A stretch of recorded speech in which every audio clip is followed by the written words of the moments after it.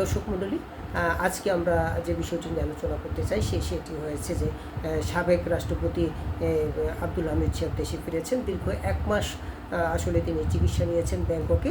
সেই থাইল্যান্ডের হাসপাতাল থেকে তিনি গতকাল মধ্যরাতে দেশে ফিরেছেন। পরিবারের পক্ষ থেকে জানানো হয়েছে তিনি মূলত লাং ক্যান্সারে আক্রান্ত। সেই স্টেজটি 3 ছাপিয়ে প্রায় 4 পর্যায়ে যাচ্ছে, অর্থাৎ কার্যত তিনি ভালো নেই, একটি দুরারোগ্য মরণ ব্যাধিতে আসলে তিনি আক্রান্ত হয়েছেন। সদা হাস্যোজ্জ্বল বর্ষিয়া নেই রাজনীতি। আমরা যে বিষয়টি নিয়ে আলোচনা করতে চাই যে সরকার পতনের পর, অর্থাৎ ছাত্র জনতার অভ্যুত্থানের মধ্য দিয়ে গত বছরের 5 আগস্ট সরকার পতনের পর কিন্তু আব্দুল হামিদ সাহেবকে এই ব্যাপারে মুখ খুলতে আমরা দেখিনি কিংবা কোনো কথা বলেননি। হঠাৎ করেই তিনি দেশের বাইরে, আর 1 মাস আগে দেশের বাইরে চলে যাওয়ার পর কিন্তু সারা দেশেই একটা আন্দোলন হয়েছিল, অর্থাৎ তিনি পালিয়ে গেছেন। অর্থাৎ সাধারণ মানুষ কিন্তু তার এই দুরারোগ্য ব্যাধিতে আক্রান্ত হওয়ার খবরটি জানতেন না। না জানার কারণেই কিন্তু মানুষের মধ্যে এই ধরনের একটা বিরূপ প্রতিক্রিয়া আমরা সারা দেশব্যাপী দেখেছি। অর্থাৎ কিন্তু আজকে যখন তিনি দেশে ফিরেছেন, দেশে ফেরার পর ওনার শ্যালক অর্থাৎ ডাক্তার নওশাদ খান সাহেব তিনি গণমাধ্যমকে কিছু তথ্য জানিয়েছেন। অর্থাৎ আওয়ামী লীগের কেন পতন হয়েছে, আসলেই কোনো ভুল ছিল কি না, এই বিষয়গুলো কিন্তু আসলে ছোট ছোট আকারে আব্দুল হামিদ সাহেব বলার চেষ্টা করেছেন।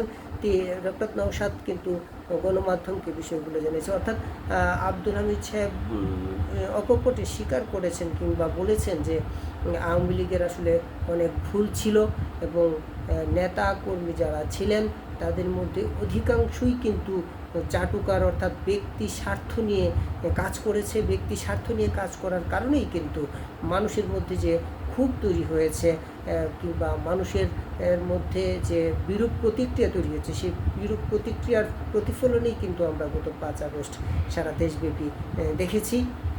অর্থাৎ তিনি স্বীকার করার চেষ্টা করেছেন যে কার্যত আওয়ামী লীগের অনেক ভুল ছিল, সেই ভুলগুলো শুধরে রাজনীতি করা কিংবা সেই ভুলগুলোকে পর্যালোচনা করার আসলে সেই জায়গাগুলো নিশ্চিত কেউ আসলে করতে পারেনি কিংবা করেনি। যে ভুলের মাসুল হিসেবেই কিন্তু আজকে দলের এই পরিণতি হয়েছে।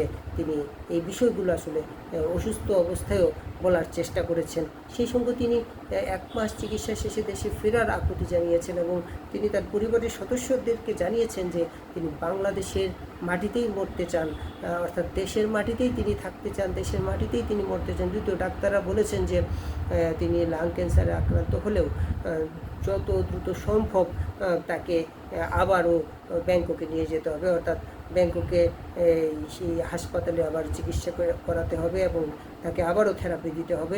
সেই বিষয়টি ডাক্তাররা নিয়েছেন এবং পরিবারের পক্ষ থেকে এও জানানো হয়েছে তিনি দুরারোগ্য ব্যাধিতে যে আক্রান্ত সেটি তিনি জানলেও মনোবল আসলে তার ভেঙে পড়েনি। তিনি মানসিক দিক থেকে সত্যিকার অর্থে খুবই শক্ত এবং সদা হাস্যোজ্জ্বল যিনি যেমন থাকতেন, তিনি সংসদে কিংবা যে রাষ্ট্রপতি থাকা অবস্থায় যে কোনো অনুষ্ঠানে যেমন প্রাণবন্ত থাকতেন, সেইভাবেই তিনি আছেন কিংবা সেই অবস্থাতেই তিনি আছেন।